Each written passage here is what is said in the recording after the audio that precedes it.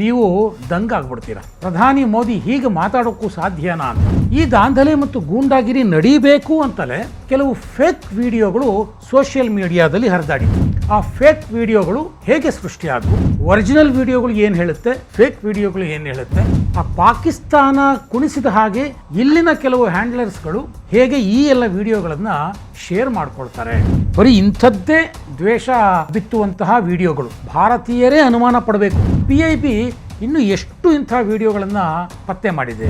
ಪಾಕಿಸ್ತಾನದ ಪಾತ್ರ ಏನು, ಇದಂತೂ ನಿಜಕ್ಕೂ ಆಘಾತಕಾರಿ.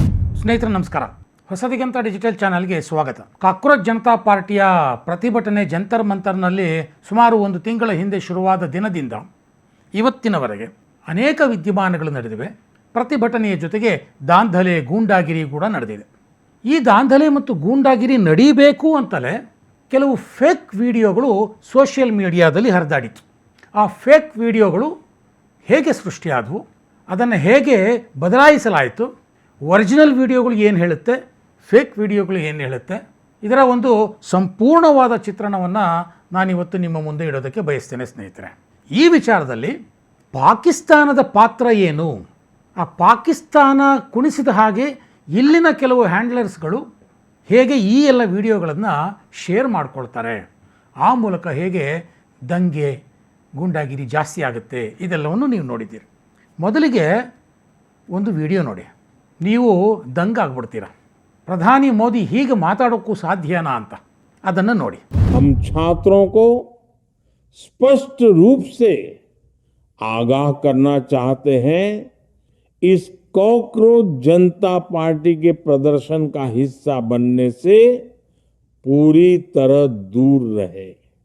अगर किसी ने भी इस चेतावनी को नजरअंदाज करने की कोशिश की तो सरकार ऐसे चरम कदम उठाने से पीछे नहीं हटेगी, जिससे यह सुनिश्चित हो सके कि भविष्य में दोबारा कभी इस तरह के व्यवहार की पुनरावृत्ति न हो.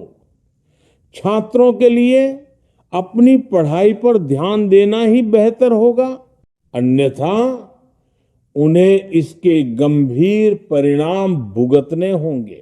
हम छात्रों को स्पष्ट रूप से आगाह करना चाहते हैं. ನೋಡಿದ್ರಲ್ಲ, ಇಲ್ಲಿ ನರೇಂದ್ರ ಮೋದಿ ಅವರು ದೇಶದ ವಿದ್ಯಾರ್ಥಿಗಳಿಗೆ ಎಚ್ಚರಿಕೆಯನ್ನು ಕೊಡ್ತಾ ಇದ್ದಾರೆ.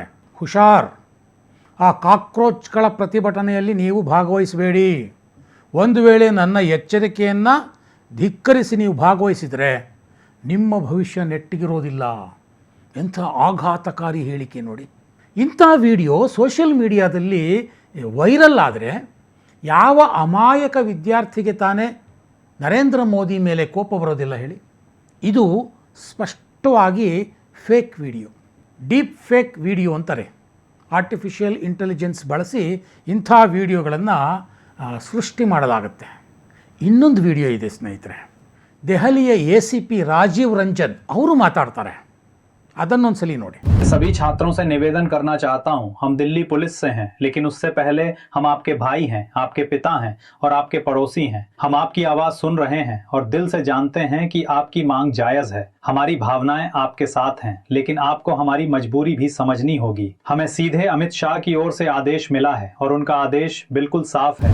ಅವ್ರು ಏನು ಹೇಳ್ತಾರೆ ಅಂತಂದರೆ, ವಿದ್ಯಾರ್ಥಿಗಳೇ, ನೀವು ಪ್ರತಿಭಟನೆಯನ್ನೇನೋ ಮಾಡ್ತಾ ಇದ್ದೀರಾ, ನಮಗೂ ಖುಷಿನೇ, ನಾವು ನಿಮ್ಮ ಪರವಾಗೇ ಇದ್ದೀವಿ. ಆದರೆ ಏನು ಮಾಡೋದು, ನಾವು ದಂಡ ಬೀಸಲೇಬೇಕಾಗುತ್ತೆ, ನಾವು ಕಠಿಣ ಕ್ರಮ ತಗೊಳ್ಳೇಬೇಕಾಗುತ್ತೆ. ಯಾಕಂದರೆ ನಮಗೆ ಅಮಿತ್ ಶಾ ಅವರ ಆರ್ಡರ್ ಆಗಿಬಿಟ್ಟಿದೆ. ಇದು ಕೂಡ deep fake video. Amit Shah ವಿರುದ್ಧ ದ್ವೇಷ ಬಿತ್ತುವಂತಹ ಕೆಲಸ. ಎಷ್ಟು ವ್ಯವಸ್ಥಿತವಾಗಿ ಈ ವಿಡಿಯೋನ ಹರಿಬಿಡಲಾಯಿತು ಸೋಷಿಯಲ್ ಮೀಡಿಯಾದಲ್ಲಿ. Press information bureau of India ಈ ಎಲ್ಲ ವಿಡಿಯೋಗಳನ್ನು ಲಿಸ್ಟ್ ಮಾಡಿದೆ ಸ್ನೇಹಿತರೆ. ಲಿಸ್ಟ್ ಮಾಡಿಬಿಟ್ಟು ಒರಿಜಿನಲ್ ಯಾವುದು, ಅದಕ್ಕೆ ಸಂಬಂಧಪಟ್ಟ ಹಾಗೆ ಡೀಪ್ ಫೇಕ್ ವಿಡಿಯೋ ಮಾಡಿದಾರಲ್ಲ ಅದು ಯಾವುದು ಅಂತ ತೋರಿಸೋದಕ್ಕೆ ಇವತ್ತಿನವರೆಗೂ ನಿರಂತರವಾಗಿ ಪ್ರಯತ್ನ ಪಡ್ತಾನೇ ಇದೆ. ಈ ಮಧ್ಯದಲ್ಲಿ ಸುಮಾರು 400ಕ್ಕೂ ಹೆಚ್ಚು ಪಾಕಿಸ್ತಾನದ ಸೋಷಿಯಲ್ ಮೀಡಿಯಾ ಅಕೌಂಟ್ಗಳನ್ನು ಬ್ಲಾಕ್ ಮಾಡಿದೆ ದೆಹಲಿ ಸರ್ಕಾರ ಅಥವಾ ಭಾರತ ಸರ್ಕಾರ. ಈ ಪಾಕಿಸ್ತಾನಿ ಸೋಷಿಯಲ್ ಮೀಡಿಯಾ ಅಕೌಂಟ್ಗಳಲ್ಲಿ ಬರೀ ಇಂಥದ್ದೇ ದ್ವೇಷ ಬಿತ್ತುವಂತಹ ವಿಡಿಯೋಗಳು. ಭಾರತದಲ್ಲೇ ಭಾರತೀಯರೇ ಅನುಮಾನ ಪಡಬೇಕು, ಸೇನೆಯ ಮೇಲೆ ಅನುಮಾನ ಪಡಬೇಕು, ವಿದ್ಯಾರ್ಥಿಗಳು ಆಡಳಿತಗಾರರ ಮೇಲೆ ಆಕ್ರೋಶ ವ್ಯಕ್ತಪಡಿಸಬೇಕು, ಅಯ್ಯೋ ಇವ್ರು ನಮ್ಗೆ ಅನ್ಯಾಯ ಮಾಡ್ತಿದ್ದಾರೆ ಅಂತ ಅವರು ಸಿಟ್ಟಿಗೆ ಹೇಳಬೇಕು. ಈ ರೀತಿಯ ಫೇಕ್ ವಿಡಿಯೋಗಳನ್ನೇ ಮಾಡಿ ಮಾಡಿ ಮಾಡಿ ಈ ಪಾಕಿಸ್ತಾನದ ಅಕೌಂಟ್ಗಳಲ್ಲಿ ಅಪ್ಲೋಡ್ ಮಾಡಲಾಗ್ತಾ ಇತ್ತು. ಈ ಅಕೌಂಟ್ಗಳನ್ನು ಭಾರತದಲ್ಲಿರೋರು ಅದನ್ನು ಶೇರ್ ಮಾಡಿ ವೈರಲ್ ಮಾಡ್ತಾಯಿದ್ರು. ಕೆಲವರು ಗೊತ್ತಿದ್ದೇ ಮಾಡ್ತಾಯಿದ್ರು, ಕೆಲವರು ಗೊತ್ತಿಲ್ಲದೇ ಮಾಡ್ತಾಯಿದ್ರು. ಈಗ ಗೊತ್ತಿದ್ದೇ ಮಾಡುವಂಥವ್ರು ಯಾರು ಅನ್ನೋದನ್ನು ತನಿಖೆಯ ಮೂಲಕ ಪೊಲೀಸ್ನವರು ಪತ್ತೆ ಹಚ್ಚುವಂಥ ಕೆಲಸವನ್ನು ಮಾಡ್ತಾ ಇದ್ದಾರೆ. ಸೊ ಹಾಗಾದರೆ PIB ಇನ್ನೂ ಎಷ್ಟು ಇಂಥ ವಿಡಿಯೋಗಳನ್ನು ಪತ್ತೆ ಮಾಡಿದೆ? ಎರಡು ಉದಾಹರಣೆಗಳನ್ನು ನಾನು ನಿಮಗೆ ಕೊಡ್ತೇನೆ. ಇಲ್ಲಿ ನೋಡಿ, ರಾಜನಾಥ್ ಸಿಂಗ್ ಅವರ ಒಂದು ವಿಡಿಯೋ, ಅದನ್ನು ಅವರು ಡೀಪ್ ಫೇಕ್ ವಿಡಿಯೋ ಯಾವುದು, ಒರಿಜಿನಲ್ ವಿಡಿಯೋ ಯಾವುದು, ಎರಡನ್ನೂ ಒಟ್ಟಿಗೆ ಹಾಕ್ಬಿಟ್ಟು ಪ್ರೆಸ್ ಇನ್ಫಾರ್ಮೇಷನ್ ಬ್ಯೂರೋ ಇದನ್ನು ಸೋಷಿಯಲ್ मीडियाದಲ್ಲಿ ಬಿಟ್ಟಿದೆ. ಒಂದ್ಸಲಿ ನೋಡಿ. किसान बड़ा प्रसन्न हो रहा था कि नई दिल्ली में विरोध प्रदर्शन हुआ, बड़े प्रसन्न थे कि धर्मेंद्र प्रधान को पद छोड़ना पड़ा। अब हमारी बारी है, मैंने कल ही आदेश दे दिए हैं कि कार्यवाही समिति वालों को कहो कि पदयात्रा प्रारंभ करें। अब बारी पाकिस्तान की है, हमने विरोध प्रदर्शन समाप्त कर दिया, किंतु अब पाकिस्तान में ऐसी आग लगाएंगे कि उनकी 10 पीढ़ियां स्मरण रखेंगे।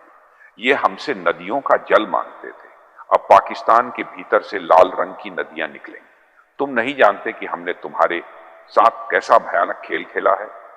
दिल्ली का प्रतिशोध POK में लिया जाए। ನೋಡಿ, ಇಲ್ಲಿ ರಾಜನಾಥ್ ಸಿಂಗು ಫೇಕ್ ವಿಡಿಯೋದಲ್ಲಿ ಏನು ಹೇಳ್ತಾರೆ ಗೊತ್ತಾ?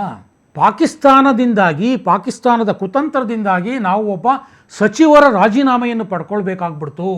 ನಾವು ಪಾಕಿಸ್ತಾನವನ್ನು ಸುಮ್ಮನೆ ಬಿಡೋದಿಲ್ಲ, POKಯಲ್ಲಿ ನಾವು ಏನು ಮಾಡ್ತೀವಿ ಅಂತ ನೀವು ನೋಡ್ತಾ ಇರಿ ಅಂತ ರಾಜನಾಥ್ ಸಿಂಗ್ ಹೇಳ್ತಾರೆ ಈ ಫೇಕ್ ವಿಡಿಯೋದಲ್ಲಿ. ಆ ರೀತಿ ಅವ್ರು ಹೇಳೇ ಇಲ್ಲ. ಹಾಗಾದರೆ ಒರಿಜಿನಲ್ ಅವ್ರು ಏನು ಮಾತಾಡಿದ್ರು ಅದನ್ನು ನೋಡಿ. वार मेमोरियल में आपको पूरा भारत देखने को मिलेगा। इन बलिदानियों में आपको हिमाचल, नागालैंड, मेघालय, तमिलनाडु और भारत के हर क्षेत्र का नाम देखने को मिलेगा। इनमें आपको मंदिर जाने वालों का नाम देखने को मिलेगा। ನೋಡಿ, ಅವರಿಲ್ಲಿ ಮಾತಾಡಿರೋ ವಿಚಾರನೇ ಬೇರೆ, ಆದರೆ ಸೋಷಿಯಲ್ ಮೀಡಿಯಾದಲ್ಲಿ ಹರಿದಾಡ್ತಿರೋ ವಿಚಾರನೇ ಬೇರೆ. ಇನ್ನೊಂದು ವಿಡಿಯೋ ಧರ್ಮೇಂದ್ರ ಪ್ರಧಾನ್ ಅವ್ರದ್ದು. ಧರ್ಮೇಂದ್ರ ಪ್ರಧಾನ್ ಈ ಫೇಕ್ ವಿಡಿಯೋ ಪ್ರಕಾರ ಏನು ಹೇಳ್ತಾರೆ ಗೊತ್ತಾ? ಈ ಕಾಕ್ರೋಚ್ಗಳಿಗೆಲ್ಲ ನಾನು ಡೋಂಟ್ ಕೇರ್ ಅನ್ನೋ ರೀತಿಯಲ್ಲಿ ಮಾತಾಡ್ತಾರೆ. ಇವ್ರುಗಳಿಗೋಸ್ಕರ ನಾನು ರಾಜೀನಾಮೆ ಕೊಡಬೇಕಾ? ನಾನು ಕೊಡೋದಿಲ್ಲ. ಈ ರೀತಿಯ ಒಂದು ಫೇಕ್ ವಿಡಿಯೋನ ಸೃಷ್ಟಿ ಮಾಡಿ ಸೋಷಿಯಲ್ ಮೀಡಿಯಾದಲ್ಲಿ ಹರಿಬಿಡ್ತಾರೆ. ಅದನ್ನು ಇಟ್ಕೊಂಡು ಒರಿಜಿನಲ್ ಧರ್ಮೇಂದ್ರ ಪ್ರಧಾನ್ ಏನು ಮಾತಾಡಿದ್ರು ಅನ್ನೋದನ್ನೂ ಇಟ್ಕೊಂಡು ಪ್ರೆಸ್ ಇನ್ಫಾರ್ಮೇಷನ್ ಬ್ಯೂರೋ ಸೋಷಿಯಲ್ ಮೀಡಿಯಾದಲ್ಲಿ ನಿಜವಾಗ್ಲೂ ಈ ಥರ ನಡೆದಿದೆ ಅಂತ ಸಾರ್ವಜನಿಕರಿಗೆ ಮನದಟ್ಟು ಮಾಡಿಕೊಳ್ಳುವಂಥ ಪ್ರಯತ್ನವನ್ನು ಮಾಡಿದೆ. ಆ ವಿಡಿಯೋವನ್ನು ಒಂದ್ಸಲಿ ನೋಡ್ಬಿಡಿ.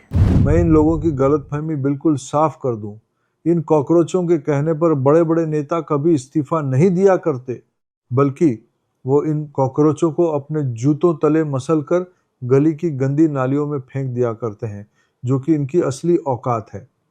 अगर इन्हें लगता है कि ये अपनी गुंडागर्दी से हमें डरा लेंगे, तो ये बहुत जल्द अपनी इस बेवकूफ़ी का अंजाम भुगतेंगे।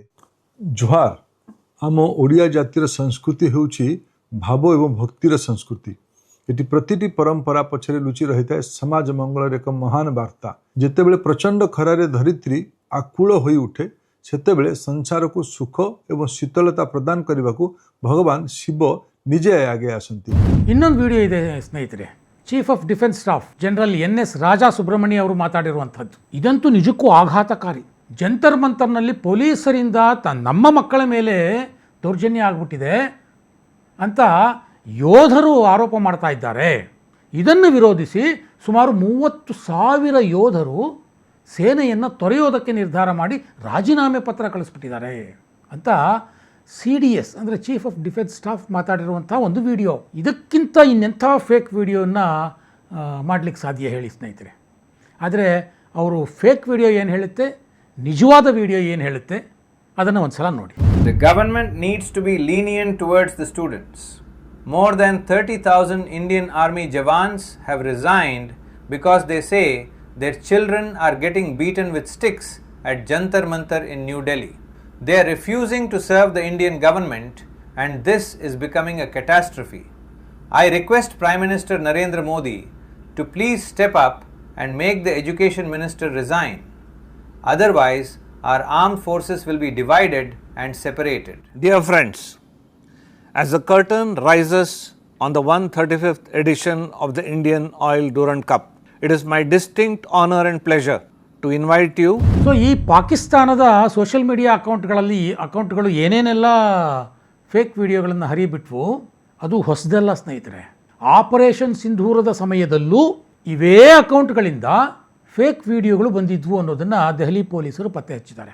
ಆ ಸಂದರ್ಭದಲ್ಲಿ ಒಂದು ಫೇಕ್ ವಿಡಿಯೋ ಬಂದಿತ್ತು. ಅದು ಯಾವುದು ಅಂತಂದರೆ ಸೇನಾಧಿಕಾರಿ ಜನರಲ್ ಉಪೇಂದ್ರ ದ್ವಿವೇದಿ ಮಾತಾಡಿರುವಂಥದ್ದು. ಆ ಫೇಕ್ ವಿಡಿಯೋ ಪ್ರಕಾರ ಅವ್ರು ಏನು ಹೇಳ್ತಾರೆ ಅಂತಂದರೆ, ಭಾರತದಲ್ಲಿ ಮುಸ್ಲಿಮರ ಮೇಲೆ ದಾಳಿ ಆಗ್ತಾ ಇದೆ. ದೆಹಲಿಯಲ್ಲಿ ನಡೆದಂತಹ ಮುಸ್ಲಿಮರ ಮೇಲಿನ ದಾಳಿ ಏನಿದೆ ಅದರ ನಂತರ ಸುಮಾರು 20,000 ಯೋಧರು ಅಂದರೆ ಮುಸ್ಲಿಂ ಯೋಧರು ಸೇನೆಯನ್ನು ಬಿಡ್ತೀವಿ ಅಂಥೇಳಿ ರಾಜೀನಾಮೆ ಪತ್ರ ಸಲ್ಲಿಸ್ಬಿಟ್ಟಿದ್ದಾರೆ. ಹಾಗಾಗಿ ಇನ್ನೊಂದು ಸಲ ಏನಾದರೂ ಯುದ್ಧ ಆದರೆ ಭಾರತದ ಮುಸ್ಲಿಮರು ಭಾರತದ ಸೈನ್ಯವನ್ನೇ ಬೆಂಬಲಿಸ್ತಾರೆ ಎನ್ನುವಂಥ ನಂಬಿಕೆ ನನಗಿಲ್ಲ ಅಂತ ಆತಂಕ ವ್ಯಕ್ತಪಡಿಸ್ತಾರೆ. ಇದು ಅತಿ ದೊಡ್ಡ ಫೇಕ್ ವಿಡಿಯೋ. ಸೇನೆಯ ಬಗ್ಗೆ ಸಾಮಾನ್ಯ ಜನರಲ್ಲಿ ಅನುಮಾನ ಹುಟ್ಟಬೇಕು, ಮುಸ್ಲಿಮರಲ್ಲಿ ದ್ವೇಷ ಹುಟ್ಟಬೇಕು. ಈ ಒಂದು ಉದ್ದೇಶದಿಂದ ಇಂಥ ವಿಡಿಯೋನ ಆಪರೇಷನ್ ಸಿಂಧೂರದ ಸಮಯದಲ್ಲಿ ಬಿಟ್ಟಿದ್ರು. We have received 20,000 resignations from Muslim army jawans in the wake of daily attacks. Our media has been blaming Muslims non-stop, while our central government is doing nothing to stop this hatred. Our army used to be a professional force, but this relentless saffronization has destroyed our morale. I feel in case of any war, Punjabi Sikhs and Muslims would stand against our army because of only one man, that is Narendra Modi. ನೋಡಿ, ನಾನು ಇಷ್ಟೆಲ್ಲ ಯಾಕೆ ಹೇಳಬೇಕಾಯಿತು ಅಂತಂದರೆ ಸ್ನೇಹಿತರೆ, cockroach Janata party ಅತಿ ಹೆಚ್ಚು ಜನಪ್ರಿಯತೆಯನ್ನು ಗಳಿಸಿದ್ದೇ social media ಮುಖಾಂತರ. ಸೋಷಿಯಲ್ ಮೀಡಿಯಾ ಇವತ್ತು ಎಷ್ಟು ಪ್ರಭಾವಶಾಲಿ ಆಗಿಬಿಟ್ಟಿದೆ ಅಂತಂದರೆ ಅದು ಯಾರನ್ನಾದರೂ ಸಹ ಮೇಲಕ್ಕೂ ಎತ್ತಬಹುದು, ಯಾರನ್ನಾದರೂ ಸಹ ಕೆಳಕ್ಕೂ ಬೀಳಿಸಬಹುದು, ಯಾರ ಜ್ಞಾನವನ್ನಾದರೂ ಹೆಚ್ಚಿಸ್ಬೋದು, ಯಾರನ್ನಾದರೂ ಮೂರ್ಖರನ್ನಾಗಿಯೂ ಮಾಡಬಹುದು, ಯಾರನ್ನೇ ಆಗಲಿ ಶಾಂತರನ್ನಾಗಿ ಮಾಡ್ಬೋದು, ಯಾರನ್ನೇ ಆಗಲಿ ಪ್ರಚೋದಿಸಬಹುದು. ಆ ಮಟ್ಟದ ಇನ್ಫ್ಲೂಯೆನ್ಸ್ ಇವತ್ತು ಸೋಷಿಯಲ್ ಮೀಡಿಯಾ ಆಗಿದೆ. ಇದನ್ನು ಬಳಸ್ಕೊಂಡೇ ಹಿಂದೆ ರೈತರ ಹೋರಾಟದ ಸಂದರ್ಭದಲ್ಲಿ, CEA ಹೋರಾಟದ ಸಂದರ್ಭದಲ್ಲಿ ಭಾರತದಲ್ಲೇ ಇರುವಂತಹ ಸಮಾಜ ವಿರೋಧಿ ಶಕ್ತಿಗಳು, ದೇಶದ ಹೊರಗಿರುವಂತಹ ಭಾರತ ವಿರೋಧಿ ಶಕ್ತಿಗಳು ಫೇಕ್ ವಿಡಿಯೋಗಳನ್ನು ಧಾರಾಳವಾಗಿ ಬಳಸಿದ್ವು.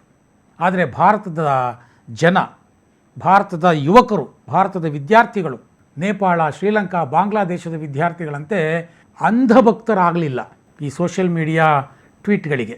ಯಾಕಂದರೆ ನಮ್ಮ ಯುವಕರಿಗೆ ಯೋಚಿಸುವ ಶಕ್ತಿ ಇದೆ. ಯಾವುದು ಸರಿ ಯಾವುದು ತಪ್ಪು ಅಂತ ಯೋಚನೆ ಮಾಡಿ ನಿರ್ಧಾರ ಕೈಗೊಳ್ತಾರೆ.